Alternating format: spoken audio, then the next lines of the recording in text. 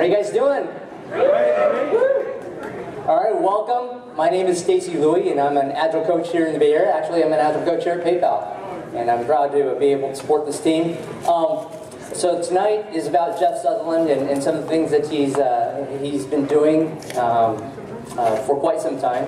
And so what I'd like to do is kind of give an overview of what tonight's going to look like. We're going to have Leila Porashimi introduce what's going on at PayPal and kind of give some insight into what PayPal's been doing and some of the key learnings that they've had, and they've done some incredible things.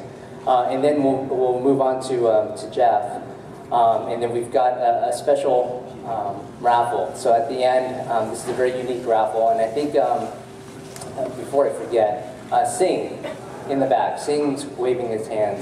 He's got the camera. Singh is going to be giving away a flight over the Golden Gate Bridge, right? Over the Golden Gate Bridge. It is playing for two. For two. So if you've got a date and you want that, then he's going to give it away. So so with that, be sure to get your raffle ticket. So with Agile and agility. There's just a lot of investment that companies and people have been making, and Jeff and I and his team with JJ Sutherland, who's a co-author of the book, JJ, and then Alex Brown, who's the chief product owner of Scrum Inc., who's made huge contributions to the industry. We've been able to have an opportunity to visit. Gosh, we're going to be visiting 12 different companies this week, and talking to them about Scrum, about how Scrum has changed their companies, and how it's in the process of changing their companies, not just from a process perspective or practices, but from a cultural perspective. And I think the things that Jeff brings, the insights, are going to be truly wonderful, and that's what's going to be in the book. So as far as introductions, I think that covers things. So if I can ask Leila to come up.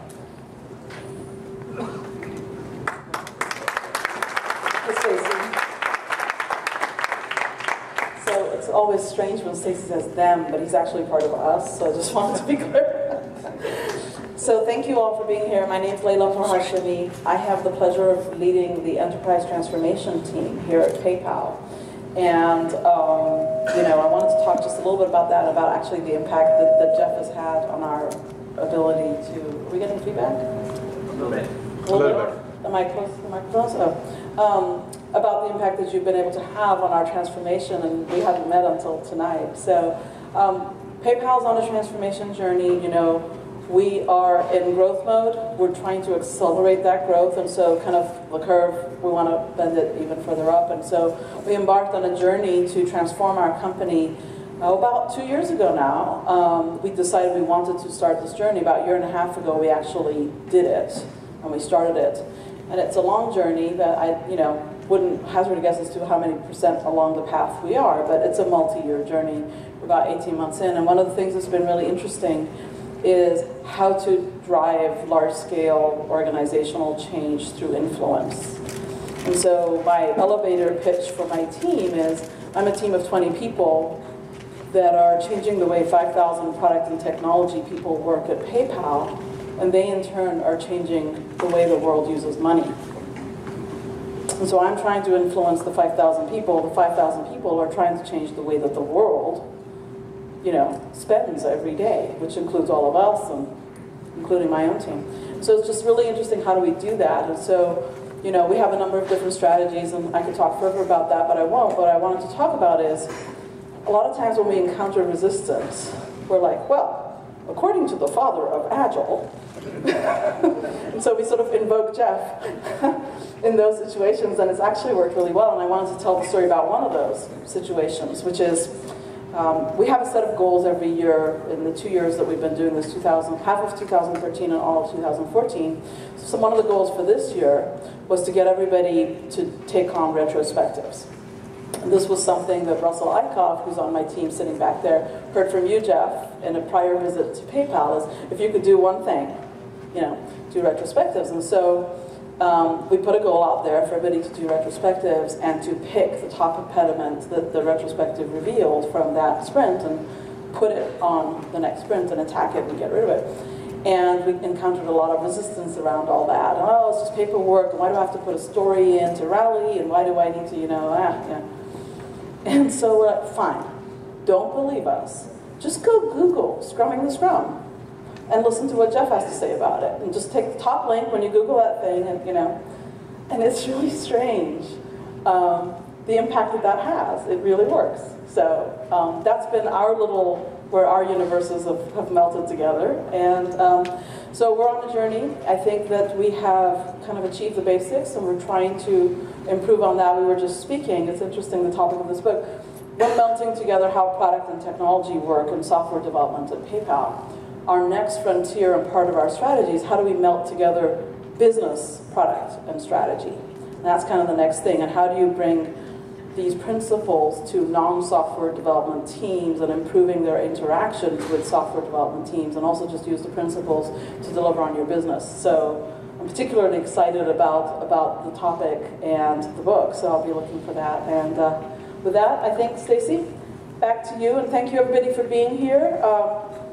Am I allowed to make a pitch? We are always hiring, and we are always looking for people. No, what's really important is we're looking for people that already come with an agile mindset, because we already have the 14,000 people at PayPal to transform. The new ones, at least we hope they come in partially transformed. And so just wanted to make that pitch out there. So thank you. Thank you, Leila.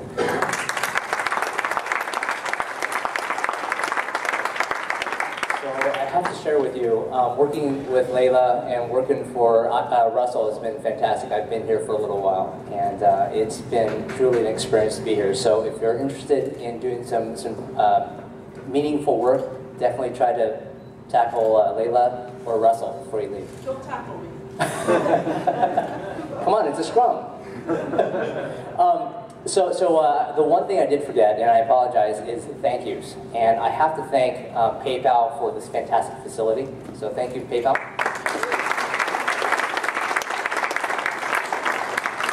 And if you guys haven't noticed, there's a guy in the back, and his name's Greg Sarcona, otherwise known as the wine guy, the Agile wine guy. So those of you who've come to the meetup before, you guys know that Greg comes and he buys the wine, and it's just his thing. He's a Scrum Master for Western Digital, and he works with Anish up here, and he's just continuously trying to give to the community, and this is his way to do it. So thank you, Greg, for your contribution here. And last,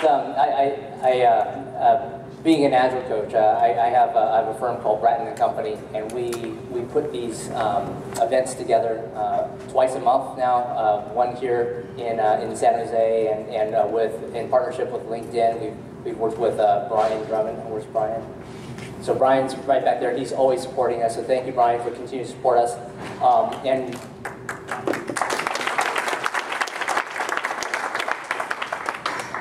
And we also have some other support from Bratton & Company, my firm, and we've got Mary in the back. So she brought all the food and all the goodies for tonight.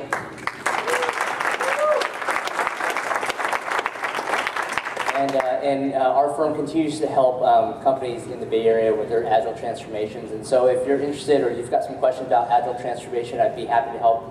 And as Jeff continues his tour this week, we're learning lots of great things, and under a certain degree we can share some of it, and we'd be happy to share some of those thoughts going forward.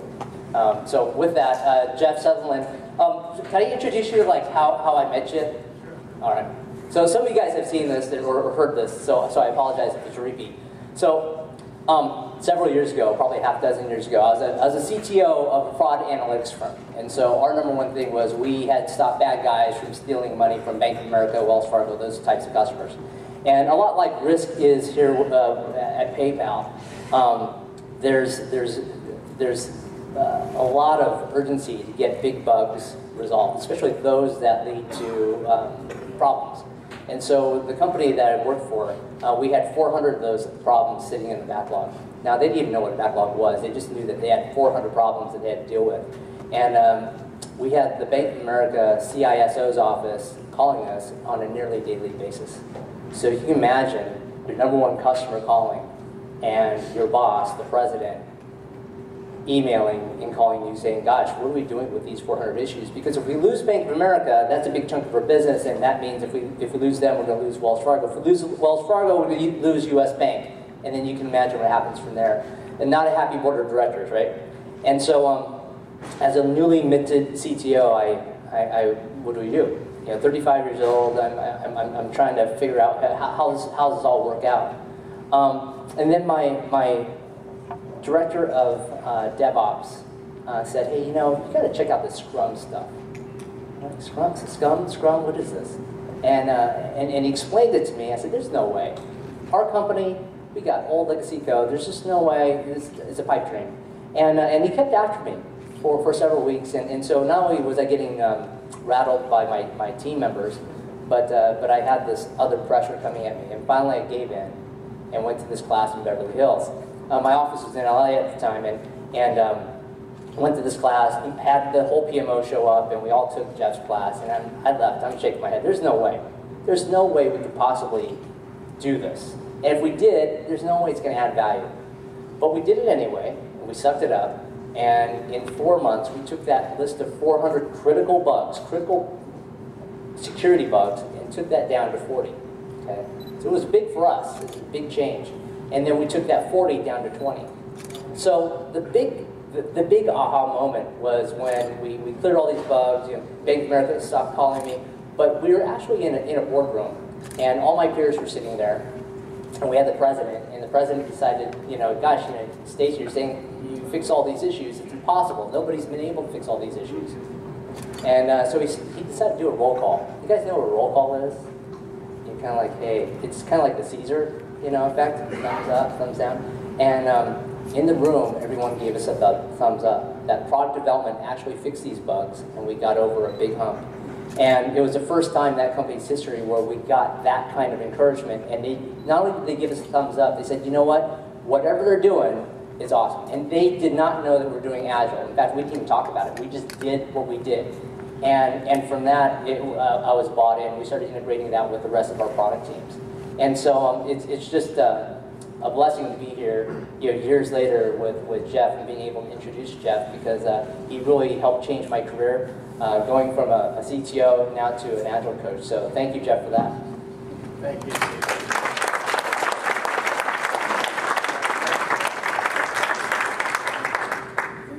I think my mic should be working. Can you hear me okay? Earlier this year, we were preparing to introduce a new book. Last year I wrote a book called Software in 30 Days by Ken Swaber and myself. How many of you have read Software in 30 Days? Some of you, yeah. It's an IT book. And while Ken and I were working on it, I had all these great stories, particularly stories about Scrum implemented outside of software. And I couldn't get him into the book. Ken wanted it focused on IT. So I needed to write another book. So fortunately, my son JJ, a National Public Radio war correspondent, after he covered the Egyptian Revolution with Scrum and was on to the Japanese earthquake and then back in Libya, NPR was sending him up into the mountains after the Libyan revolution was pretty much over, but the rebels were still shooting at one another. And one of his best friends, I think a New York Times reporter, the previous week had been shot in the mountains. He couldn't get to health care quick enough. He died. And I think your second daughter was born around the same time. And he said, this is crazy, just wandering up into the mountains, mixing it up with rebels who are trying to kill one another, and taking a stray bullet for no good reason. I got a new baby, and he decided to come home, and he proposed we write a new book on Scrum. So we were able to get funding from Random House. JJ spent full time for a year doing the research and most of the writing, and now we have the book. Now, as we were getting ready to roll it out, the French asked me to do a TED Talk in Aix-en-Provence. And I started thinking about, what should I say to the French about Scrum? And I remembered that, the French had a lot to do with the American Revolution. And they sent General Lafayette over here, and he helped lead the troops and win the day, and they gave us the Statue of Liberty when it was all over, right? And so they were really critical to our independence. So I thought I'd frame the talk around the Declaration of Independence and life, liberty, and the pursuit of happiness. And the French guys who were putting on the conference, particularly the media guys who are really, really good, they didn't know anything about Agile or Scrum and nothing about software, but they looked at it and they said, you know, Scrum is really about disruptive leadership. And they created this video to start up before my talk. And the video is showing these concrete blocks falling down and shattering into 1,000 pieces. And they said, Scrum is about hacking leadership. That's what Sutherland's going to talk about. Okay? We're going to take the organization, break it down to 1,000 pieces, and reform it into a new organization. That's the transformation, okay? Now, just, I think we've already mentioned who I have here. My company is focused on leadership training. Alex Brown, who's here, comes out a Wharton Business School graduate and Boston Consulting Group corporate strategy guy, leads that effort. JJ, who I mentioned, has spent the last year writing this book, but also we're working on a product called Scrum Lab, trying to capture all the information we know about Scrum for the last 20 years on the web. And we're trying to move Scrum outside of software. So Joe Justice runs our hardware practice. In his spare time, he's CEO of a company called Wikispeed that builds cars using Scrum. He has hundreds of volunteers at 40 countries, 40 countries, that build cars in 1 week sprints. And when they're done, they sell them. Okay? So he's in the car production business with Scrum. Some of you are from HP. He was here recently at HP doing a build party where he brought in all the car parts. Everybody got together in the morning. By nighttime, the car was built. Did it have the engine in it? It didn't have the engine, so you couldn't take it on the freeway. So it takes a couple of days to get it freeway capable, okay? So back to Declaration of Independence. You know, it says that every American has the inalienable right to life, liberty, and the pursuit of happiness. But I noticed when I got into software development that many of the developers I was working with didn't have a life. You know, the stuff they were working on never worked. It always had too many bugs. The management wanted them working late, working weekends, go on death marches. And they not only didn't have a life, but they didn't have any liberty. They were just told, you got to do this, you got to do that. They were given 4 projects to work on at once and never had time to think. And as a result, they were really unhappy. And Jeff McKenna is here, who was the coach of the first Scrum team. We asked those guys, you know, do you want to live the rest of your life like this? And to their credit, they all said no. And I said, well, I have some ideas, and that's what I'm going to talk about tonight. And it starts with the problem that most Americans do not have a life, and they do not have liberty, and they do not have happiness. And a lot of that is affected by work. You know, for most people, except for those of you here in Silicon Valley who have, you know, cappuccino machines around every corner, you know, the rest of those folks, they think the only thing worse than going to work is being sick in bed. They'd rather be doing anything. And the New York Times has done an analysis of why people hate work. And it's all about they never get to work on what they want to work on, they never have time to think, they never have time to be creative, they never have time to focus, they have too many things going on at once. All these things, you can just go down the list. But the problem is really bigger than that. The reason this is happening is that the leadership, they don't have a life either. They're under pressure from the board, and they're not happy, okay? And the reason they're not happy is that their plans are running amok. It's just like the famous poem from Robert Burns. The best laid plans of mice and men often go wrong. And instead of the promised joy, that big bonus or whatever, all you wind up with a lot of suffering, grief and pain. Now, I began learning about suffering and pain when I was a cadet at West Point. We have actually a former cadet and fighter pilot in the room, another one besides me who flew F-4s. And in Beast Barracks, after being run around all day and having our butts chewed, and at nighttime we finally got to relax. And the relaxation was shower formation. Before you go to bed, you had to take a shower. So at West Point, the showers were in the basement of the barracks. The Air Force was more plush. I was a professor at the Air Force Academy later, but West Point, it was in the basement. And you go down there and you have to stand at attention with your chin in. And only when you generated enough sweat to drench your bathrobe did they let you in the shower. Okay, so there's the upperclassman yelling at me. And, right next to me is General Barry McCaffrey, a 4-star general. So I began to learn about suffering. But more than that is, how do you dig yourself out of the pit? Okay? That was what's West Point. How do you dig yourself out of really, really bad situations? So turning it around was the skill I developed at West Point. The last year I was there, I became the training officer of my company, Company L2. Company L2 had the unique distinction of being nicknamed the Loose Deuce. And they were called the Loose Deuce for 100 years because of their sloppy performance on the parade field, their culture of mediocrity. And no matter how much extra training in marching they had,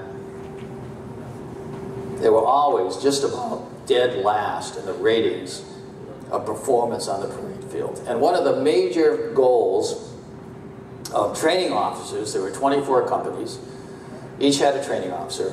Our goals was to get out there and do a perfect formal parade 3 times a week, so that the tourists and the brass were excited,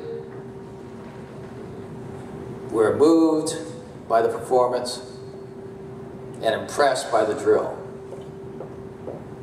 Now, we tried doing extra marching of Company L2, but it didn't work. And no matter what you did, Charlie would be out there in the parade field and he'd stick his sword in the dirt. And we'd lose points. And so I decided, talking to these people is not going to help. It's not going to do anything. What I'm going to do is start posting in color-coded notes on the company bulletin board the scores for our marching performance after every parade. We lost 3 points for Charlie's sword in the dirt. We lost 5 points because the company commander did not enunciate the command precisely at the right time. We lost 3 points because the 3rd platoon was not in a line coming onto the parade field, and on and on and on. And to everybody's surprise, within 3 months, the Loose Deuce became the #1 marching company in the Corps of Cadets. Probably for the first time in 200 years. Nobody could believe it. About the same time, one of our most famous graduates, General MacArthur, he had a very close relationship with the Corps of Cadets, spoke many times there about his passion for duty, honor, country. His last speech he gave before he died is legendary. Every cadet to this day has to memorize every word. And when he had prepared for his funeral, he was the Supreme Commander in World War I and World War II and in the Korean War. And he almost ran for president. If he hadn't got fired by Truman for causing trouble over there in China, he may have become the President of the United States. So he had prepared carefully his funeral, and after laying in state in Washington, he specified that he would be carried to his grave, his casket would be drawn by a riderless horse, and behind that casket would be a company of cadets marching to put him to rest. And because Company L2 was #1, we were selected to bury General MacArthur, which made an indelible imprint on every person that walked behind his casket. And the impression it made on me was that making work visible will cause teams to self-organize into achieving legendary performance. And so everything I did after in the Air Force, I started to try to drive this kind of principle. How do you work this kind of thing? To get people to do things that were seemingly impossible. There was another leader that impacted me at West Point because I slept in his room, the room he had as a cadet. So every night there was a little plaque on the mantelpiece, and the light would reflect off it, you know. It'd wake me up and it says, General Eisenhower slept here. And so I think, well, what was General Eisenhower thinking? Lying in bed, lying in this bed. And I thought he probably was thinking about planning, because his most famous quote was, plans are worthless, but planning is everything. And what he meant was when he planned D-Day and launched probably the largest human endeavor in battle in history, he did a lot of planning. It was really important. But he knew as soon as the first shot was fired, the plan would be shattered. And then the teams would have to figure out how to take the beach using something different than they ever planned. Now, I had my lesson when I went into battle. I decided to go into the Air Force and become a fighter pilot when I graduated. Here's a shot of one of my fellow pilots at Atterbury getting shot down over Hanoi, blown out of the sky by a SAM missile. 3 other of my fellow pilots were blown out of the sky this very same day. And Ed was captured. He was put into the Hanoi Hilton. He was a tough character. He escaped. But unfortunately, it did him in. They captured him. They brought him back. They tortured him to death. So he didn't come back. In fact, half of the people I flew with never came back. And the thing that I learned from flying over there is that if you always plan your missions carefully, but if you followed that flight plan, your probability of getting shot down was really high. So my strategy was, as soon as I crossed the border, I went into an evasive maneuver, trying to make sure those people who were trying to shoot me down had no idea what my flight plan could possibly be, or even where the target was that I was going. And only at the last minute would I pop up over the target, and then off as fast as possible. Okay? So this inspect and adapt in the face of adversity was extremely useful when I got into software many years later, because I noticed immediately for people doing software projects, there's a bullet with their project's name on it, heading for them every single day. And the thing that is the biggest problem is that they do not duck and cover. They take the bullet, and the project goes south, okay? So I came back from Vietnam, and you know, when you go through that experience, one of your first reactions is you feel guilty, you know. How come I'm alive and all my buddies are dead, you know? But then your second feeling is exhilaration. Somehow I escaped certain death. And then the third feeling I had was, my God, every day from now on is a bonus day. what am I going to do with the rest of my life? The Air Force had a program where they'd send academy graduates back to get an advanced degree and come teach at the academy. And so I asked them to send me to Stanford. I had the good fortune of spending a couple of years living in Los Altos and spending a lot of time at Stanford thinking about life, the universe, and everything. And my interest was in math, statistics, probability, artificial intelligence, computer science. But my favorite courses were in the medical school. For some reason I found that appealing. My father-in-law was a distinguished physician. So when I got to the Air Force Academy and started teaching math, I wanted to continue my education and get a doctoral degree. And I decided to do it at the University of Colorado Medical Center, which was not too far from the Air Force Academy. And in that experience, I wound up being on the faculty of the medical school for 11 years, about the same amount of time as I was flying fighters. And I had several interesting and important mentors in my life. I'll only talk about one of them right now. He's in the middle there, Dr. John Baylor. When I started into my PhD program, Dr. Baylor, who had been the editor of the Journal of the National Cancer Institute, had a vacation home in Colorado. He'd come and visit. And he had just written a paper that proved that there were more women dying of cancers induced by radiation exposure from their mammography than were being saved by early detection. And the American Society of Radiologists was furious. They were trying to tar and feather and run him out of the country.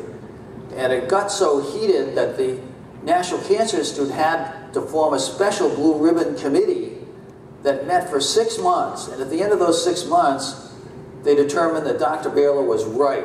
And all the protocols and standards for mammography and radiation exposure needed to be changed to meet his recommendation. And to this day, his recommendations are affecting the early prevention of breast cancer. And so I was impressed by Dr. Baylor for someone who would stand up for the truth no matter how many people were coming at him, trying to take him down. And I felt that he had written stuff that had value and real impact on society. And so I said, you know, Dr. Baylor, I'm about to write a PhD thesis. I'd like not to write something that, you know, sits in the library gathering dust. What could I do to write something that would have some value and really be used? And he said, well, I have a couple of problems, unsolved problems that I've been working on for years. Here's one of them. Here's 300 medical papers out of the medical journals, clinical and epidemiological papers. Every one of them has a graph of, you know, treating rats with a carcinogen and how much makes cancers grow. And there are papers on mice, rabbits, monkeys. And then there's a whole bunch of them on people, epidemiologic studies of all different types of cancer. And all the graphs of these 300 pages are different. Show me why they're different, and I'll give you a PhD.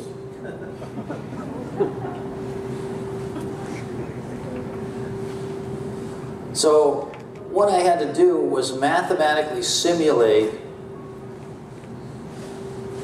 the formation of cancer and then fit it to the date, all the data that the National Cancer Institute had that they had collected over the last 100 years. And then I would have my thesis. Dr. Baylor said, the problem is you have to figure out what causes cancer. Because cancer starts from a single cell and nobody knows exactly why. He said, well, I'll give you help. Everything you write, we will circulate to the leading cancer researchers on the planet, and only when they give the okay will you move forward. So you'll be guided every step of the way. So I spent a year writing a program that would mathematically model a cell and determining what would hit that cell that would cause it to mutate into a cell that proliferated uncontrollably. Now today, we have the DNA sequencing capability. We can actually see what happens. You know, a cell starts, and then through some kind of mutation, it starts to split into different forms. This goes off into leukemia. This one grows into early tumors. Some of them die off. Some of them keep growing, and then you wind up with some malignant tumors, and then you treat it with radiation chemotherapy, and then you wind up with metastatic tumor, and then the patient dies. So we can actually see that happening today. But then I had to figure that out in the blind, okay?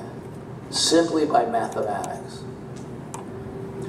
After a year of programming, I ran the program for the first time, and it took a third of the computer science budget for the medical school for the year.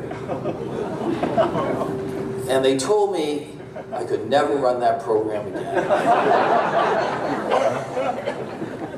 So, what was I going to do? I got together with the head of the medical computing lab, and we started to put our heads together. We were doing programming. Here's a kind of similar problem that Ames Research Center did here in Palo Alto. Trying to model what would be the best antenna for a satellite.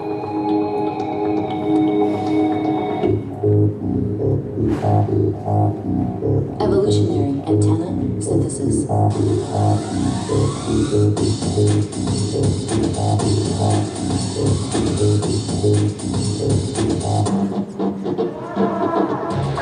Designing and optimizing antennas by hand are time and labor intensive, are costly, complexity is limited, and requires significant expertise and experience.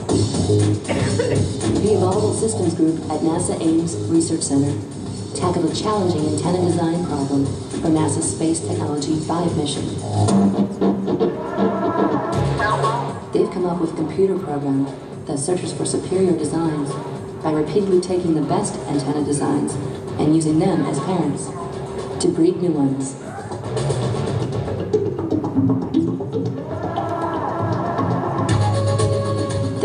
Network computers running advanced evolutionary algorithms, generating hundreds of thousands of antenna designs.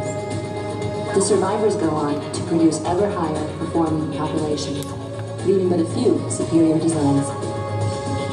Evolutionary antenna synthesis has the potential to design better and less costly antennas faster than before. The evolved antenna is currently undergoing tests that will tell if it is qualified to launch with 3 satellites on the Space Technology 5 mission in 2004. If successful, this evolved antenna will be the first evolved object to fly in space. So that was launched in 2006, and it did work. But where was I going to get my 36 high-powered servers that were all massively paralleled?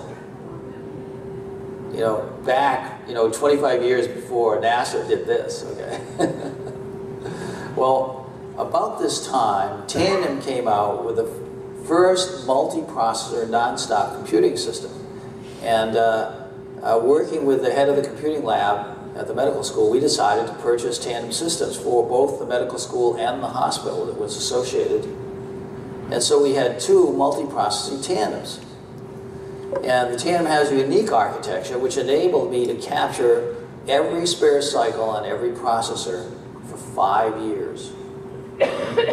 One run would take 1 week to complete, but because the tandem was fault tolerant, it would always run to completion. And that's the way I got my PhD. When I did, they put me on the faculty of the medical school. I was a professor of radiology, biometrics, and preventive medicine for many years. And during that time, the banks were starting to roll out automated telenetworks using tandem systems as network processors. And a big banking company came by that was running 150 banks all over North America and said, you know, Jeff, you have the best team outside of Silicon Valley for tandem programming technology, and we don't know what we're doing at the bank. We're having a lot of problems. But over the bank, we have all the money. So we took the knowledge and we put together with the money. It would be a perfect marriage. They made me an offer that my wife couldn't refuse. And I wind up at the bank. You know, they made me vice president for advanced systems. And I was supposed to take the bank into the future. Well, I get to the bank, you know, we had all kinds of programmers, but the biggest group were the COBOL programmers. Hundreds of them. Any COBOL programmers in the room? Still a few left alive, right? I train in Zurich regularly, and they have thousands of COBOL programmers to this day. Trying to learn Scrum, a lot of them. Well, I walk into the bank, and the programs look like this, you know, Roman galleon where the rowers are rowing. They're sweating, you know, the whip is cracking. All their projects are late. They have to work nights, they have to work weekends, they have to go on death marches. The management is running around trying to quell the screaming customers on one hand and trying to, you know, more reports, more meetings, more micromanagement. I looked at them and I said, these people are insane. Because what I was watching was the way they tracked the projects. They were using these Gantt charts, were invented in World War I. And on the chart, every line had a person's name or a team's name and a date. And if anyone in this chain missed their date, everyone after them would slide to the right. So as a mathematician, this was a system that was 100% guaranteed to make every project late. So I knew it didn't matter what the managers were doing, the projects were still going to be late. I walked into the CEO's office. One of the leading business books at the time was In Search of Excellence. Actually, Tandem was in it. And I ripped a chapter out of In Search of Excellence about how to build a little company within a bigger company. I threw it on the CEO's desk and I said, this company is insane. I said, I want you to give me the worst business unit, which is the unit running the ATM systems, that was bleeding red ink all over the place, losing tons of money. And I said, I will fix it. I will take it and I will run that as one team with a bunch of sub-teams. And you and the senior management team can be my board of directors. I'll meet with you once a month and we'll review the financial statements. But other than that, you stay out of my company. If you do that, I will fix it. If you don't, this operation is going to suck forever. He thought about it for a day, and they came by my office and said, Jeff, if you want this headache, you've got it. So I took everybody, sales, marketing, support, all the engineering, all the guys that ran the mainframes, everyone. We put them together as one team. Okay, we're a little company, like a startup. And everybody has the same incentive. Nobody gets any bonus, unless we all get one. And we're going to fix this by working together. We're going to do it in 1 week sprints. We're going to start the week by building a backlog. We're going to prioritize that backlog by business value. And at the end of the week, we're going to deliver to done that backlog. If it's software, it's deployed live. In less than 6 months, that business unit was the most profitable business unit in the bank. And the bank actually decided to invest millions of dollars in new computing hardware and software to expand that operation. So that was the first prototype of Scrum. And the way we did it As I said, you know, these projects in the bank, these guys don't know how to land a project. They're running past the due date. It's like running an airplane off the end of the runway. So here's an F4. I used to fly. Coming down final approach. Every few seconds he's making minor adjustments, adjusting the throttle, the airspeed, the angle of attack, the rate of descent. These aircraft are designed to land on carriers. So he wants to plant that right at the end of the runway with a force that the shock is absorbed by the runway and that slows the plane down. Pilots who are new have a lot of trouble landing at the end of the runway, and if they land long on the runway, they could slide right off the end of the runway. And at the end of the runway are trees, or buildings, or water, or big holes, and they can wind up in a smoking cloud of debris, okay? So I kind of had this emotional reaction because of my pilot experience to this Gantt chart disaster thing. So I said, what we really need is something that helps us, like a pilot, to maintain the glide path. So we took the making work visible idea from the parade field, and we added the glide path idea from the fighter pilot work. And in less than 6 months, turned the business unit from losing millions of dollars a year to making millions of dollars a year in profit. So this was the first prototype of Scrum. Our company acquired a new technology banking company in Cambridge, Massachusetts, in the MIT area. They sent me there to head engineering there. And I started building a lot of new technologies and trying to deal with this banking Gantt chart problem. I started being asked to help to solve these tough problems over and over again. I began working in new technologies. I developed one of the first object database systems for the bank. That led me into being asked to run an object database company right in Kendall Square near MIT. And we had a consulting group in the company that had some space that had moved out, and we had some empty space. One day, some graduate students from MIT came by. They said, hey, we're starting up a company, we need some lab space. How about renting the empty space you have so that we can have our lab? You know, here's the technology we're working on. They were building these insect-like robots. So I said, sure, that looks interesting. We'll rent you these rooms and go for it. Well, about every other day, the robot would come wandering out of the laboratory into my office. It had heat-seeking sensors. It was trying to hunt me down. And so on Fridays, Professor Rodney Brooks would come by, a senior professor at MIT. He was a co-founder. They were his students. And I asked Professor Brooks, I said, how does this robot work? Explain to me how this thing is operating. And he said, well, it's based on this assumption architecture. But before I explain that, let me just say, at MIT, we've spent 30 years trying to build a smart system. No matter how big a computer we created, no matter how big a database we loaded up, the best thing we've been able to do is a smart chess program. It's been a total and complete failure. So I'm taking a radically different approach, okay? This system has no database. The world is its database. It has only sensors. It has no central processor. It has a chip in the leg that can move legs. It has a chip in the spine that can coordinate legs. And he says it has a neural network chip in the head that figures out what to do. He says, let me show you. Here's the neural network chip. He says it's blank.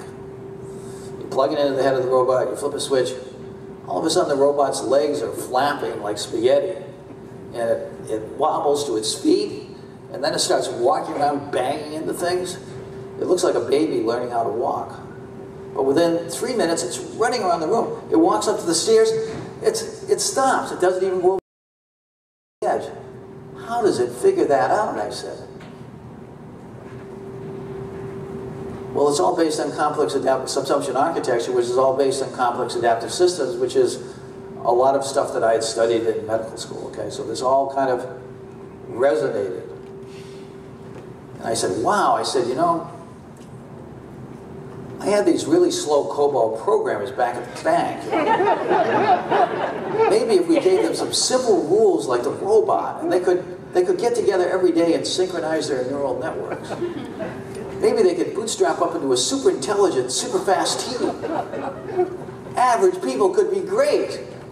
Do you think that would work, Professor Brooks? He said, I don't know. He said, why don't you try it? So I did. It's called Scrum. It's designed to make the average team great. But you have to follow the rules. There's only a few. They're very simple. But it's like the bootstrap. You know, when I was in medical school, as a professor of radiology, we had these radiotherapy systems. And in the early days, they were run by early digital computers that were fed by paper tapes. Anybody run a computer with a paper tape? Yeah, we got guys in here that remember all that. And the paper tape had all these little punch holes. And you'd feed it in. It was PDP-8. You'd feed it in and go zzz, and then whoom, all the lights would start going. It was like magic. And even today, you have that bootstrap on your laptop. It's in the boot sector on your disk. Every time you start it up, your laptop does that. But what would happen if you took the bootstrap and you cut some instructions out of the paper tape? Or even today, you go into your disk and change the bits of the boot sector. What happens? The lights don't come on. I see so many Scrum teams. They say, how come the lights are not on? We've been doing Scrum. We've been working hard. We've had a transformation. I say, how many doing Scrum in the room? How many people have working software at the end of the sprint? All the features that you debug, it works. The end user can try it out. Okay, so for most of you, the lights haven't come on yet. You're not following the rules. You know, there's no escape. The bootstrap boots it up or not. And it only boots it up when all the instructions fire.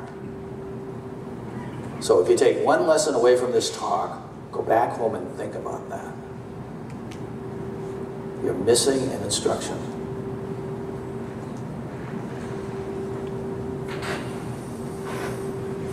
Well, I was hired away from the object database company by a CEO who had a very successful startup. Stark went from 3 to 50, and it was the first 4GL language company.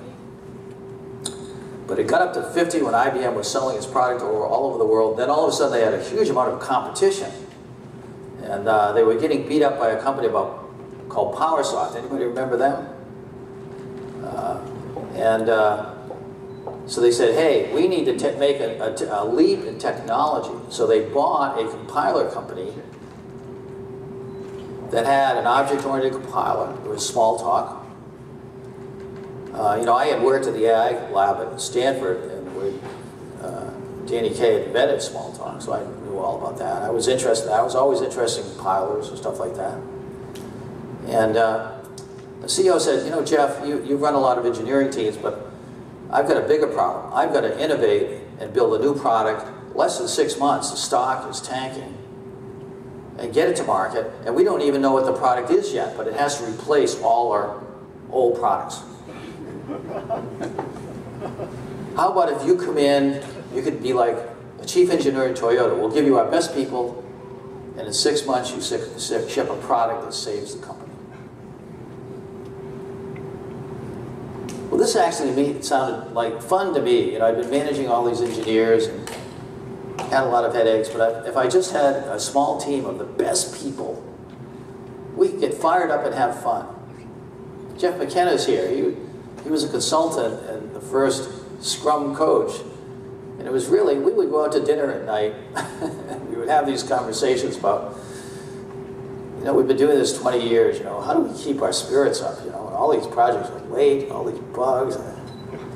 We kept on asking this question to ourselves.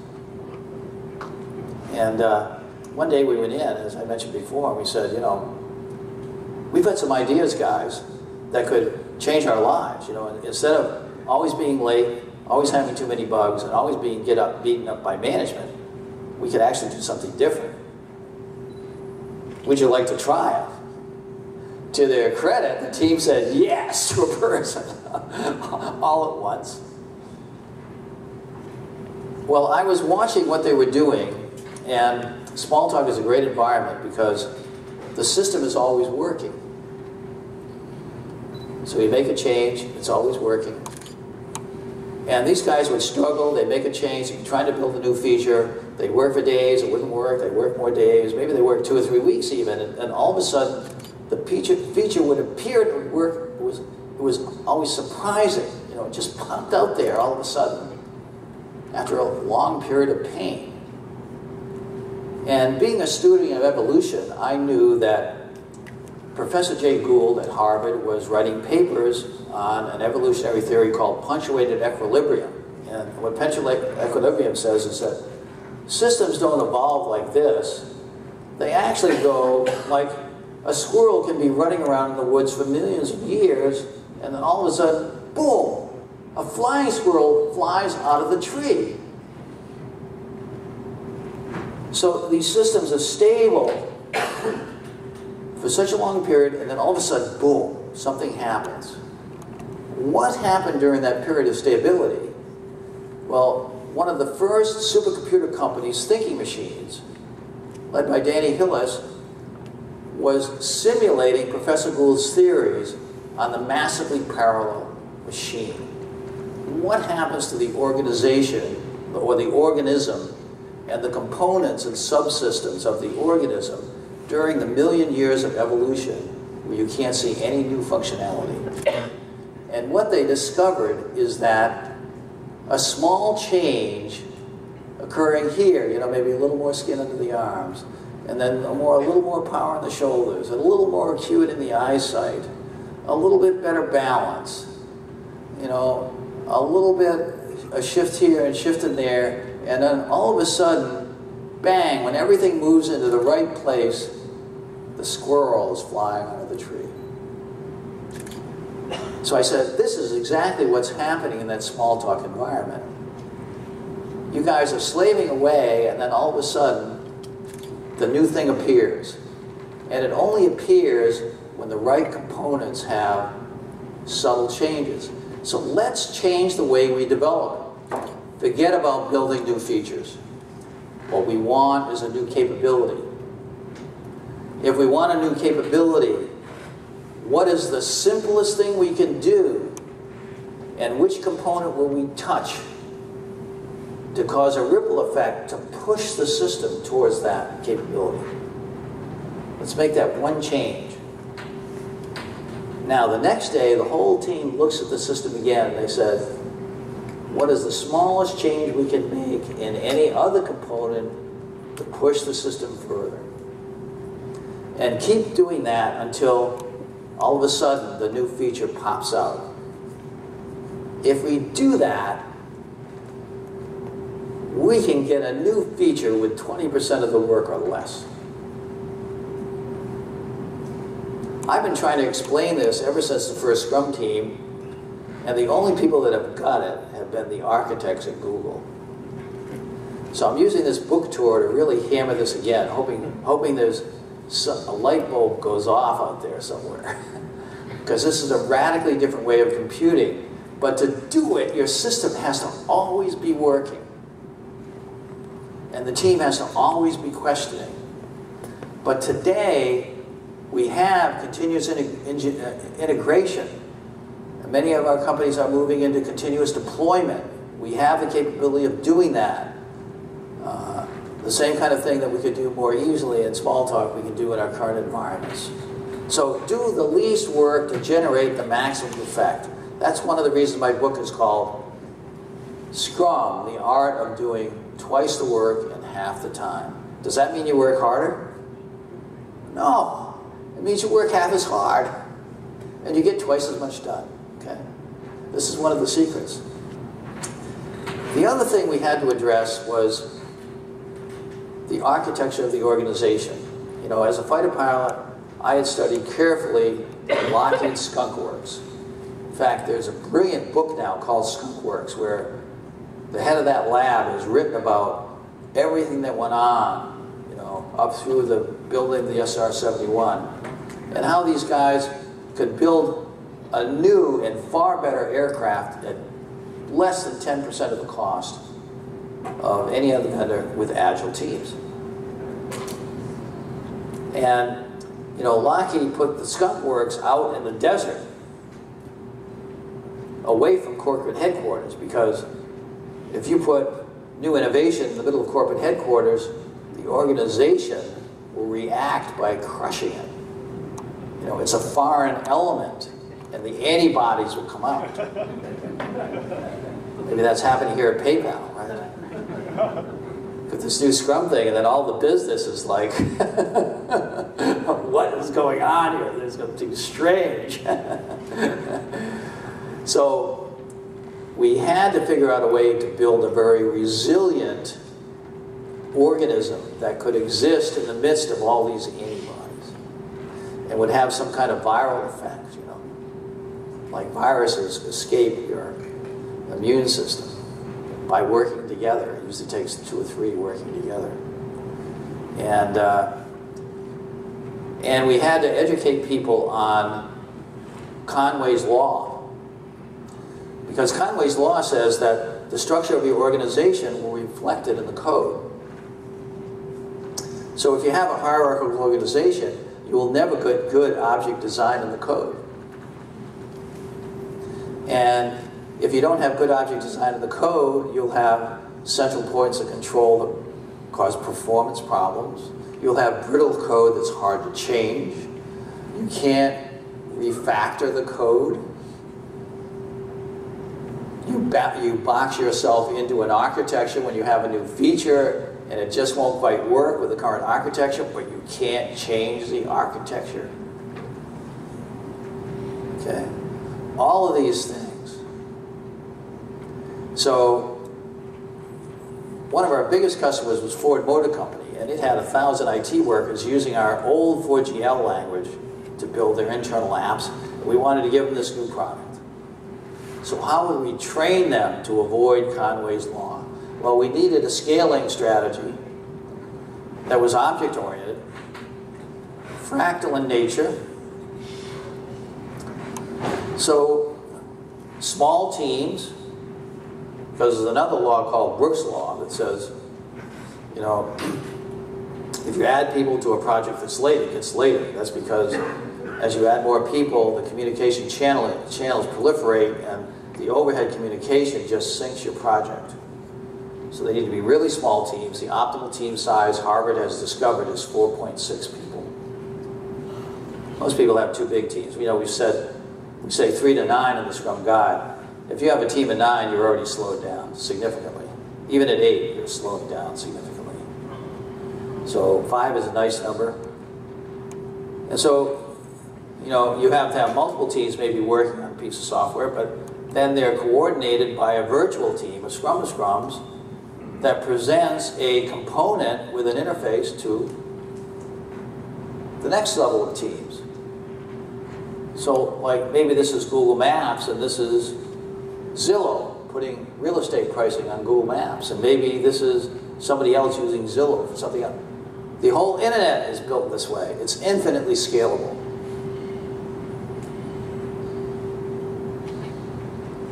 So we had a funny experience today. One of the management teams we met with said, you know, well, we can't implement this because our organization is organized functionally. So I said, well, isn't the management supposed to optimize the production and delivery of value to the customer and figure out how to change the organization to do that? And what you're saying is your organization is structured so that you have a waterfall architecture that's backed into a corner, and then you are totally incapable of doing the right thing. Is that what you're saying? Well, no, I'm not really saying that. Well, I said, you guys are the management team of this company. It's your job to self-organize, to figure out how to get out of the box that you've architected yourself into. Some of you are technical enough to understand that. Okay? So this organizational architecture is extremely important. The capstone of all this was, okay, we have to tell Ford Motor Company how to implement this new technology with this new organizational structure. But how are we going to present it to them in a way that they're going to believe it, you know? Because a lot of people think Scrum is crazy, even today. This will never work. I mean, that's what Stacy said, right? He came to the course, he went back and said, this will never work. So we began researching the literature. You know, how can we think about this in a way that would stand up to serious management criticism? And so we reviewed 30 years of IBM systems journals. We talked to leading project experts in the world. We began reviewing hundreds of papers in the literature. The best paper that we found, to my surprise, was a paper by two Japanese professors, Professor Naka and Takeuchi. And they had looked at the best projects all over the world. They had also studied typical waterfall projects. They had this graph with Type A, B, C project management. Type A was traditional waterfall they saw at NASA. Years of developing big requirements documents and handing them off to an analysis team that spent years building big analysis documents and handing them off to the design team, which built more big documents to hand off to the implementation team. Years of implementation, then handing it off to the testing, and then the testing was late, and then finally they launched the rocket and it blew up. So back to the beginning, right? Now Fuji Xerox, they visited NASA, they thought, well, this must be state-of-the-art project management. They went back and implemented it. They discovered that, you know, the worldwide average failure rate of this is 86%. No wonder project leaders and management have so much problems. You know, I mean, I flew a plane that had a 50% failure rate over North Vietnam, and I thought that was bad. Well, at Fuji Xerox, they did a root cause analysis of why this was a problem, and they found it was the big documents handed off between siloed departments. So they said, we're going to ban big documents, we're going to work face-to-face, there will be no handoffs. That really improved things. But the best companies that Takeuchi and Naka found were places like Toyota and Honda, lean companies that worked with cross-functional teams, with a facilitator team leader that helped them do the work, in short intervals delivering production prototypes, and at every interval doing an analysis of what worked, what didn't work, how we're going to do it better in the next cycle. So we read that, the whole team read that paper, and we agreed, this is really the way to describe this, what we're doing. I mean, we brought in a lot of knowledge and understanding of software to add to the lean hardware build process. But basically what we're doing is lean product development, like in Toyota. And if we tell Ford Motor Company that, they're a car company, they'll believe us. Okay? Now also in the paper, they said every great team has these three characteristics. Number one, transcendent goals. They have to believe that what they're doing is going to make a better life to people. Giving other people a better life is going to give them back their life, their enthusiasm for living. Second, the teams are given autonomy, challenging goals, and then the team figure out what to do. They figure out how to do it without people telling them what to do. And third, they're cross-functional, and through cross-fertilization, they develop knowledge in community, and that learning that creates this new great thing is what inspires them and makes them happy. So this life, liberty, and happiness thing that we started with is like embedded in core Scrum. Okay? Now, Nanaka and Takeuchi have become our mentors, and we meet with them. Particularly Takeuchi, who's back at the Harvard Business School. He only lives about a mile from my house. And we meet regularly. A couple of weeks ago, he said, "Hey, Jeff, this year's Harvard Strategy, Executive Strategy Workshop, the leading workshop of the year at Harvard Business School, the technology session, I want to be Scrum. And I want you and I to lead it." Okay? So that's where business is going to go. Okay, your management may have not figured that out yet, but you know, Harvard Business School, that's where they're going to take you. You know, when you down the road, that's where it's headed. So where did Agile come from? You know, I haven't mentioned the word Agile. Well, in 1995, I got together with Ken Schrader. I said, "Ken, you know, you're CEO of a project management software company. You're selling this stuff to IBM and Anderson Consulting and all these big 8 consulting firms, and these Gantt charts you're selling them, they don't work. But I have this new thing, Scrum, that really works. You should come take a look." And so he came in, he spent 2 weeks with the team. He came back and said, "You're right, Jeff. You know, we ought to roll this out to the industry." And within 3 months, he had sold off all his traditional project management business. And we agreed that we'd roll out, it would be open source, free to everybody. We decided to take the engineering practices out of the first Scrum team, did all the engineering practices that actually became extreme programming. Ken thought that it could be adopted faster if we didn't put the engineering practices in it.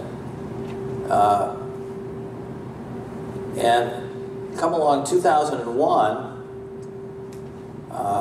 a group of experts were convened. The processes represented were primarily Scrum and extreme programming, which worked perfectly together. And we met for 2 days, 17 of us, 3 Scrum guys, 3 XP guys. There's one guy from DSDM in Europe. Alistair Coburn was with his books that he got out of his consulting practice. But basically, it was, what do Scrum and XP agree on in common? And in the second day, second morning, we took a break mid-morning. And 9 of the guys went out on the ski slope, and 8 of us stayed in the room. And Martin Fowler went to the board. He said, "You know, we've been arguing for a day and a half. It'd be a shame if we don't agree on anything before we leave. What could we agree on?" And this all happened in 15 minutes or less. Well, first of all, we agreed to call it Agile because Michael Beadle, one of the Scrum guys, had read this book on 100 hardware companies that were lean, and what they had added to lean was getting the customer involved with product creation, and they called that Agile. So he said, you know, that's kind of what we're doing, so let's call it Agile. So we agreed on calling it Agile. And what are the characteristics of Agile? What are the values, as they come to be called? Well, the first thing we agreed on is it's all about the team.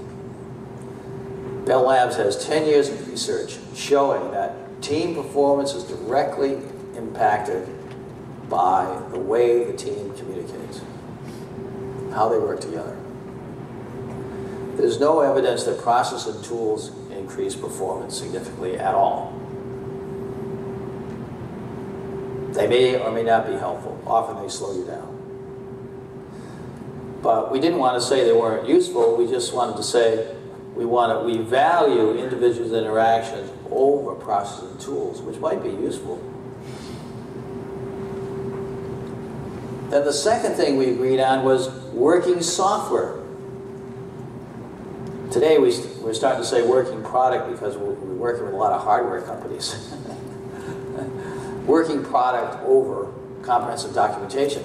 You may need documentation. For example, the FDA medical devices companies, they need total traceability or they won't get FDA certified. But how much do they need? We found in multiple implementations across the world, both in Europe and US, you need 5% of the documentation that the waterfall teams write in order to be FDA compliant.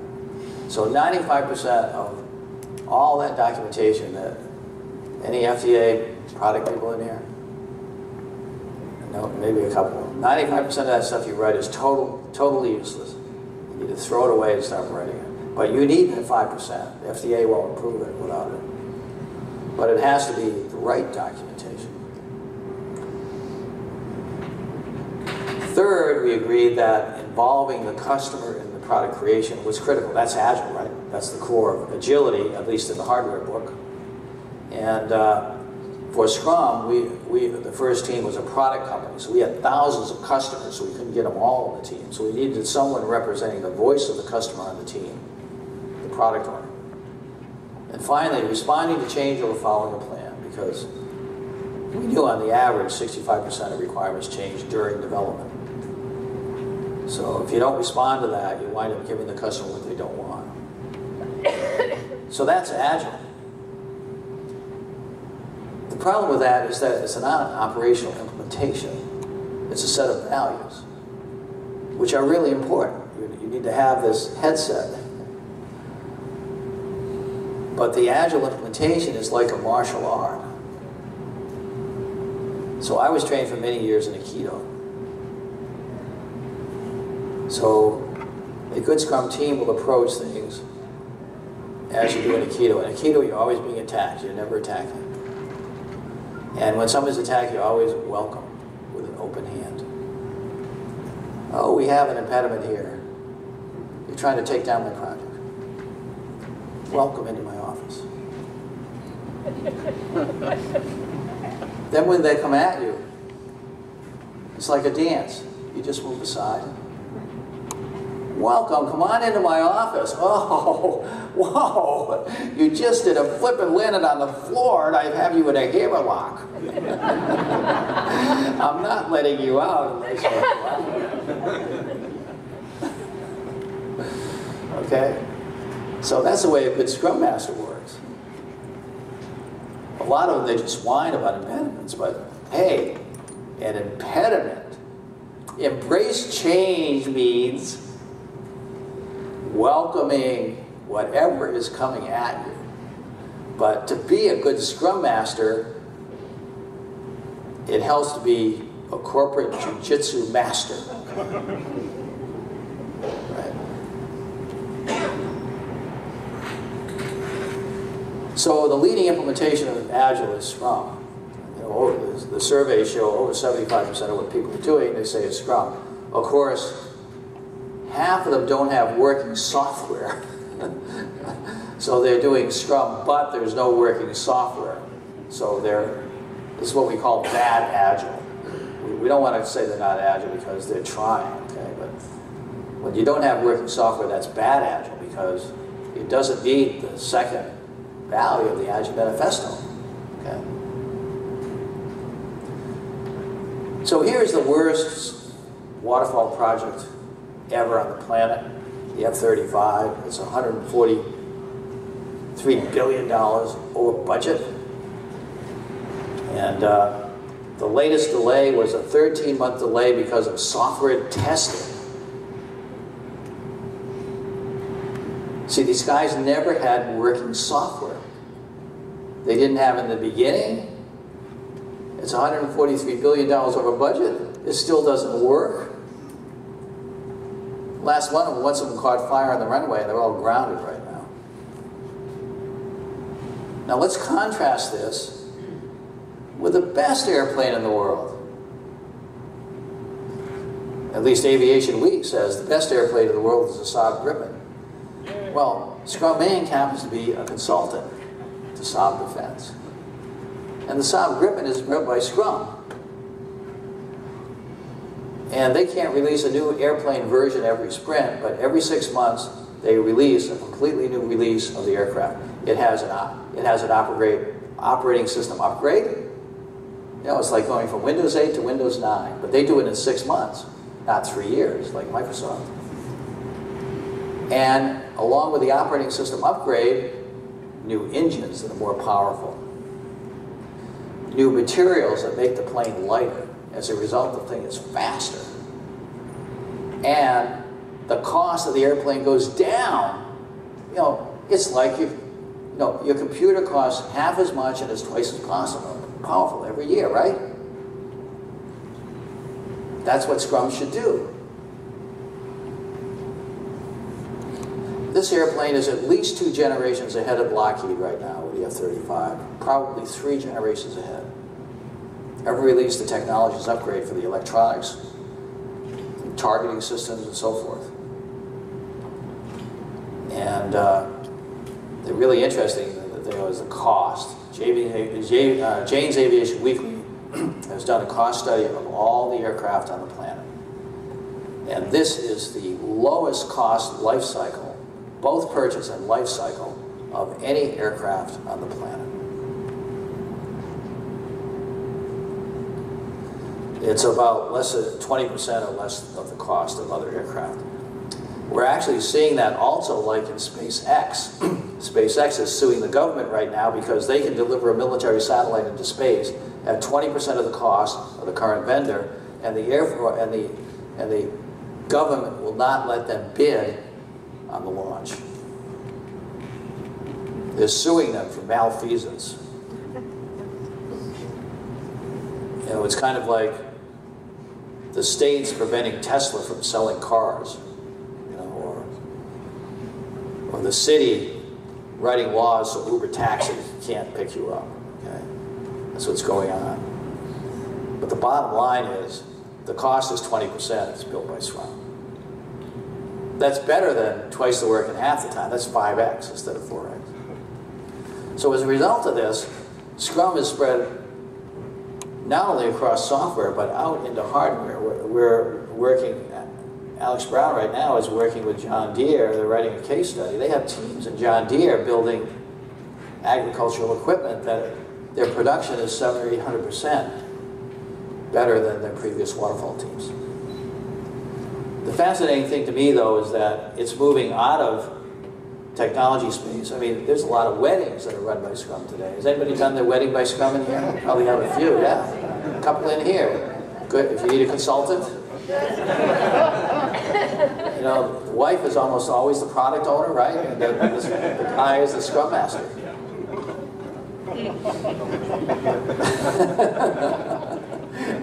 You get twice the joy in half the time by doing it with Scrum.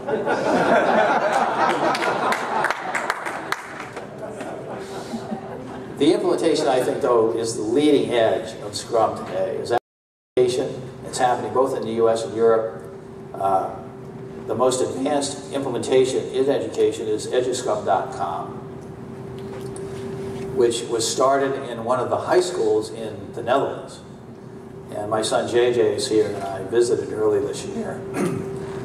And so we were there, and we got there, and we talked to the teacher a little bit, and then the bell rang.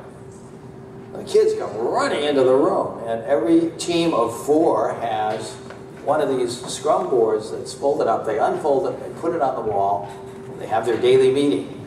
It lasts less than 10 minutes, they're fast. They run to their desk and they start work. The teacher's just, you know, we're just standing around chatting. These kids are working like crazy. Like, wow, what's going on here? The teacher says, yeah, he says, I only get to talk if they ask me questions, and they don't let me give them more than 10-minute lectures, and only on things that they want to hear about. The rest of the time, they do it. So I asked the kids, we were in one class, I asked the kids, is this Scrum thing more fun? The kids yelled, every person, it was amazing, yes! They said, we have a definition of fun for every story, in addition to the definition of done. It's a lot more fun. I'm thinking we should put that in the Scrum Guide. You know? I said, well, how about the grades? And they said, oh, the average grade for non-Scrum, on a scale of 1 to 10, which they use in the Netherlands, is 5. For the Scrum classes, it's over 7. We get much better grades. Is it faster? They said, yes, we finished weeks early. This was the main class to spend time with is the chemistry class. These guys were all excited in the chemistry class. I remember chemistry. How excited were you in your chemistry class in high school? And the teacher says, here's the kind of projects they give me. He says, I have all these old cell phones. He says, okay, here's a cell phone. Here's the story. I want to know the composition of every element in this cell phone. What it is, and by weight, how much it is. Team, figure it out. You're going to do that as a side project over the next 6 weeks, but I want the answer. If you need any help, you know, I'm here to assist. And the kids just go figure it out. But the most interesting thing for me, from the teacher's point of view, it eliminates virtually all motivation and disciplinary problems. The teams are self-managing. And it involves, when we were there was a girl in a wheelchair. She was sick enough so she could only come 2 days a week. But she rolled in the wheelchair and was immediately in the daily meeting, rolled to the desk with the team, and she's included as a full participant in that team. Instead of being a secondary citizen that's over in the corner someplace. And we met some of those handicapped teams, that are handicapped kids that have become scrum masters and were like totally transformed into leaders of people. One of the girls in the team said, you know, she said, I went home a couple of weeks ago and my father was very depressed at the family dinner. And when the family asked him why he was so depressed, he said, they introduced Scrum in my IT room today. And the daughter says, I asked him, well, what's the problem? So he explained what they were doing. She said, you're doing it all wrong. Scrum should be fast, easy, and fun. And you're making yourself miserable. Here's what you need to do. Start with this, then go to that, then go to this, go to that. So she's training her father how to do Scrum. So that's the future. That's going to solve all these problems you're having here at PayPal and everywhere. When your kids start learning how to do this in school, they'll come home and coach you in the evening. So with that, I just want to say, I've tried, one of the goals of this book has been to introduce a lot of these stories that never got into software in 30 days. But to me are the most interesting, the most heartfelt, and the most fun stories in Scrum. And all of you here got a book tonight, so that's fantastic. And I hope you enjoy reading it. And so that's my story for tonight. And we have time for questions? We do. So we have some time for questions. If you have a question, just raise your hand and we'll have one of the mic writers bring the mic to you.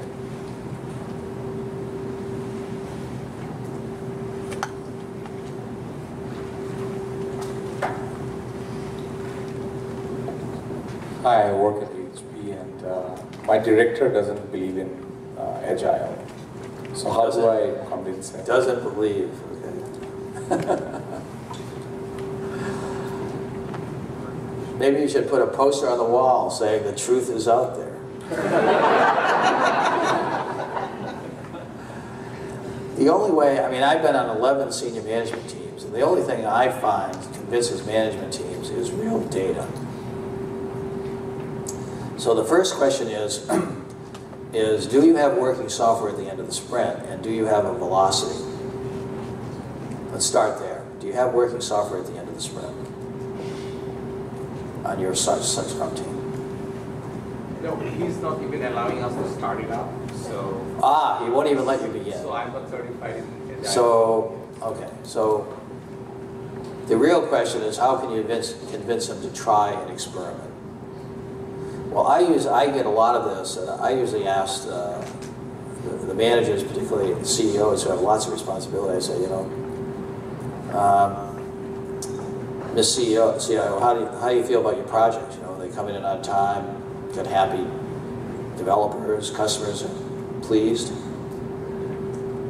They always say no, they're not happy. I've never found a CIO happy.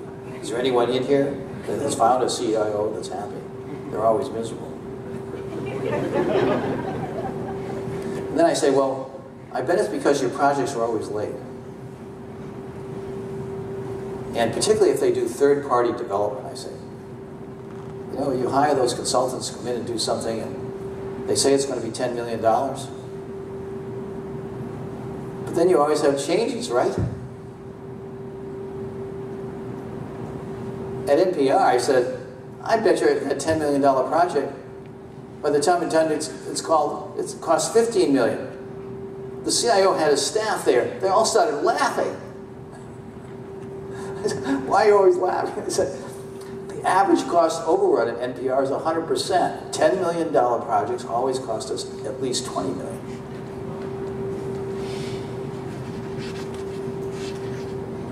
So I said, well, the reason that you have this cost overrun is because there are changes. And then when there are changes, then that's time and materials extra, right? So the cost goes over budget, and it takes more time, so your project's late. Mr. NPR CIO, have you ever had a project that didn't do that? No. I said, well, I have a way that I can guarantee your project will not be late and it will be on budget. Are you interested? They always say yes. And I said, well, here's how it works.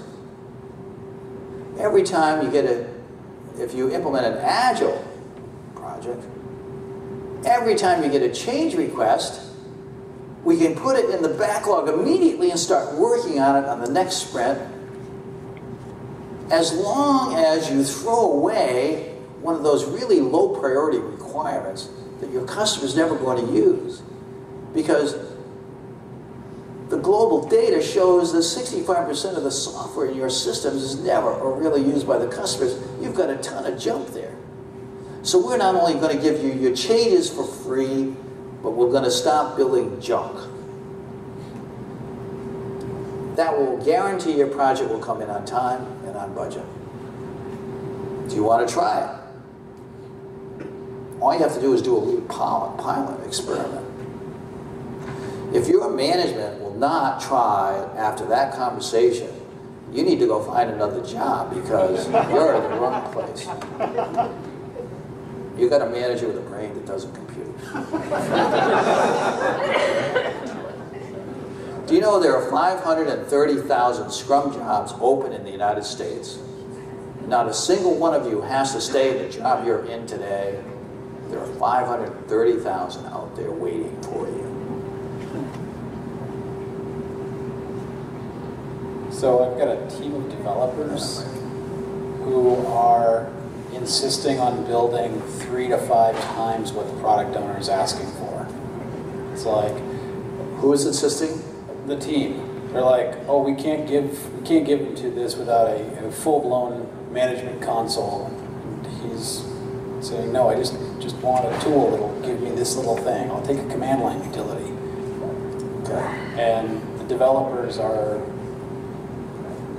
just wanting to do more. Right. But they're not understanding, they're not building what they're being asked for. I don't know necessarily how to. So they don't want to do Scrum, they just want to run amok. Well, you know, I tell my developers that I don't want to pay for that. I'm paying their salary. I only want to pay what the product owner wants, and in the order the product owner wants it. And if they don't want to do that, there are other jobs, other places where they can waste a lot of money. In fact, why don't they go to work with for my competitor tomorrow? So, I mean, these kind of things, there is a place for leadership in Scrum. And it's management's jobs to tell these guys to knock off the nonsense. You know, a professional developer today knows how to do continuous integration, knows how to build automated tests, and knows how to get software done at the end of the sprint with no bugs. And if you're not a professional developer, we don't want you working here. That's just my management policy. It has nothing to do with Scrum. That's the way it's going to work in this company. Now, most of the managers in Silicon Valley are afraid to say that. They feel like the developers will run out and go to work for Yahoo or something. But hell, they're better off than your competitors, wasting their money instead of your money. So let me just be frank to you Scrum Masters out there. I say, you know, Scrum Master's job is to improve performance of the team, right? If as a manager your team's not improving in performance, then why are you paying the Scrum Master a salary? And the product owner's job is to improve the delivery of value. So the revenue per point that that team is sweating over should go up. And if that product owner can't deliver you the data that shows that's happening, you got the wrong product owner. And as a manager, you shouldn't be paying that salary. There is a role for the manager in Scrum, and that is not to pay salaries for people who don't act professionally. I'm sorry, but after 25 years, I've been through it all. And I found, you know, I've had these MIT PhDs working for me, causing trouble. You know? They think they're the most brilliant brain on the planet. So the Scrum teams, I've had them send them into my office for a little bit of coaching. And I tell them, I say, you know, I got a consultant here that is a better programmer than you, even with your PhD. And if you don't stop behaving in a way that's destructive to your team, I'm going to give the consultant your work. You have a choice. That's end of discussion. And I've seen that MIT PhD turn around in the next minute. And so good leadership will help overcome some of these development problems. Now, if you're a Scrum Master, you have to be a lot more creative. Scrum Master has the hard job, okay? All right, Jeff, I think we have time for one more question. Yeah. So, Jeff, first of all, I'd like to thank you very much for aha moment that I had just now. I'll just share it. You just said that CIOs are normally unhappy, right? And that explained the question why don't they go for Scrum? Because if they go for Scrum, they'll be happy and nobody will recognize them as CIOs. Well, you know, the Half Moon software, I love it because the CTO said, you know, they're showing the picture of the guys doing Scrum, they're arguing about the backlog of this, that, the other thing. And he says, he laughs and he says, you know, I used to work hard, but now they do all the paperwork. I have more time for surfing. That's a happy CTO, you know. I created Scrum, but I've been a CTO. I wanted to make the developers happy, but it wasn't just them I wanted to be happy. So a well-implemented Scrum will make the management a lot happier. And so trying to show them a way where they can move in that direction is kind of the key. So the question was, I'm from HP Enterprise Services, so dealing a lot with customers. One of the challenges, I'd like to hear your experiences, federal and state governments, they want to do Scrum, Safe, distributed agile, what have you, in their TORs. And at the same time, a mix of waterfall, they throw it in. Obviously there's a sea change that's coming because they're at least accepting the fact that it has to be done Scrum XP combination or Lean, etc. So how do you, what is your experience and how do you handle those situations where there has not been a 100% shift, but yet they are moving in the direction? So contract is yet critical and trust, maybe it's coming in. I'm not sure I understand the question. There's not been a 100% shift from what to what? So if you look at the feds and the states, they come out with RFP where they want Scrum or XP or Lean, etc.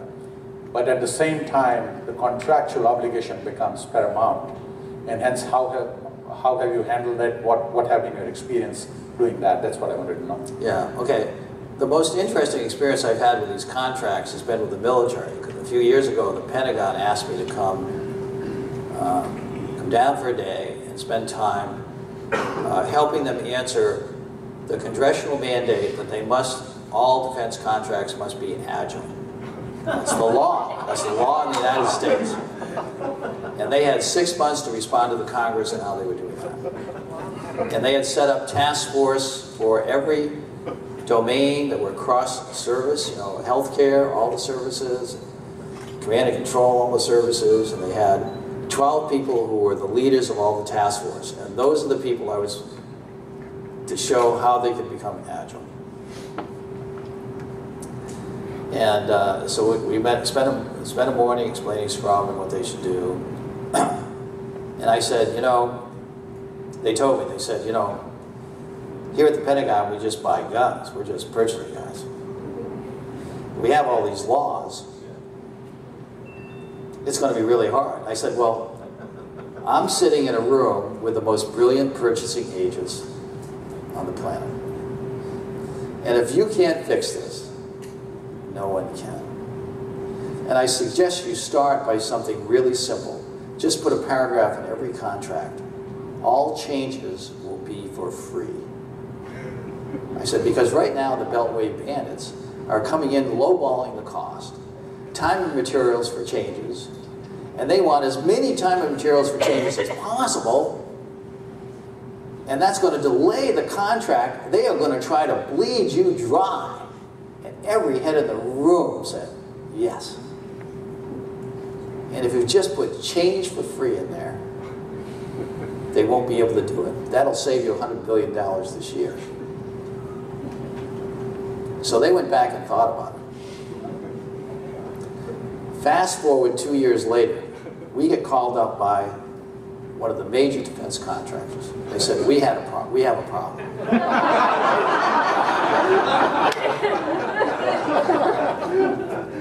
We just lost a $500 million contract to our competitor who was doing Scrum. And the government told us if our bids were at half price from what they've been in the future, we will never get a contract again. We have to do Scrum. Now this is perfect, okay? Because these guys not only have to do Scrum, they have to deliver at half price. The noose is around their neck. But most of you do not have the noose around your neck. If you did, you'd have working software.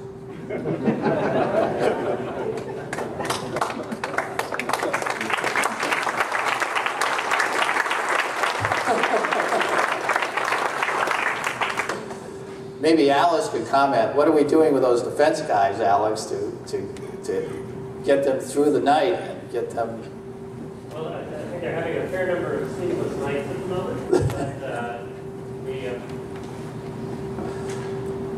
thank you. We actually we could talk an entire day about how to scale an Agile implementation, particularly in the defense context.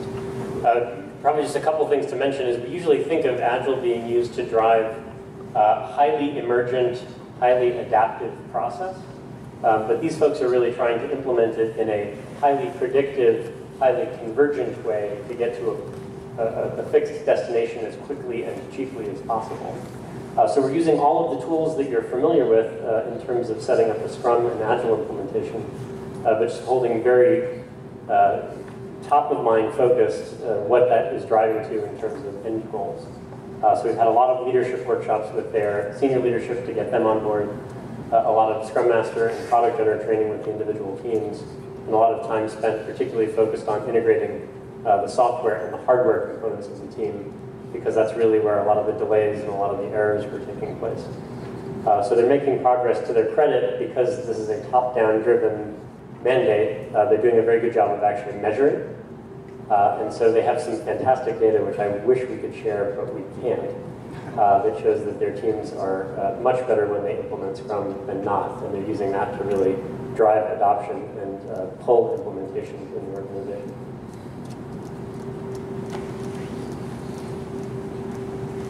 So, are we out of time, Stacy? You're out. Yeah? Well, thank you very much. I really enjoyed it.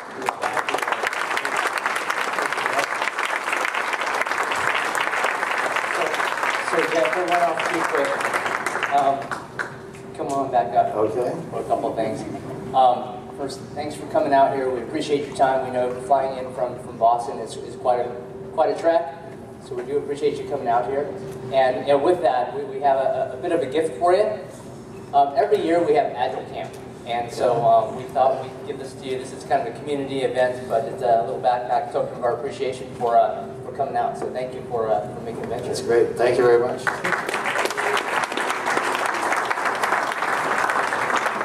All right, guys. So some other thank yous that we've got to make. One is thanks to PayPal for giving us the space.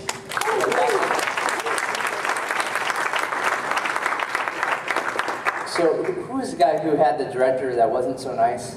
Who was that person? Raise your hand. All right. So Layla and Russell are right back there. From PayPal. I'm sure they'd be interested in talking to you. No, I love you. Oh, there you go. So with that, thanks PayPal. PayPal has always been a true leader in agility, and they've really been a strong supporter of the Silicon Valley Agile Leadership Network. So thanks again. Also, thanks to our Agile bartender Greg Sarcona for the wine tonight.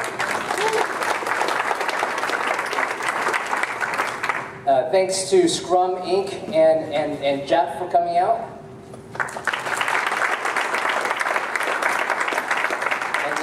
And then Bratton, we appreciate you guys coming out to this event. We're glad to be able to host this for you and to help with the community. So if you've got any questions, feel free to ask us. We're floating around. And you guys are more than welcome to stick around for a few minutes. I think we have until about 9 o'clock until we have to move out. We've got that. But before we leave, so Sing's been taking some photographs. He's a coach over at HP, and he asked a final question. Would you mind picking the winner of the flight? Now, this is a flight over the Golden Gate Bridge. Where are you going to take everybody? So we'll be flying from Retail View, San Jose, over Golden Gate and back. And this time we made it 2 because last time the lady who won it did not come and collect it. Maybe she had doubts on my flying skills, but I've been flying for 10 years. So this is a trip for 2. So you guys can have a little romantic, not with Sing, obviously, but unless well, I shouldn't speak for you. But yeah, it's a trip for 2. So you're more than welcome to enjoy that, and go ahead and pick the number. See if the person's here.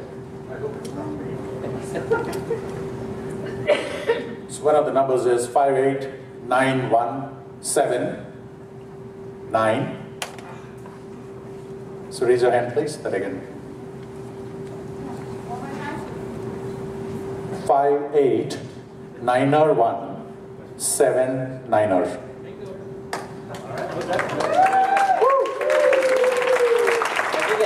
From Autodesk? All right. Congratulations, Steve from Autodesk. So if you guys can sync up and get each other's emails, and he'll fly you back to Autodesk. Thanks for making the trek down here. That's quite a trip. So guys, hey, thank you for coming, and Jeff's going to stick around, so you're more than welcome to ask some questions and to keep mingling. Thanks a lot, guys. Good night.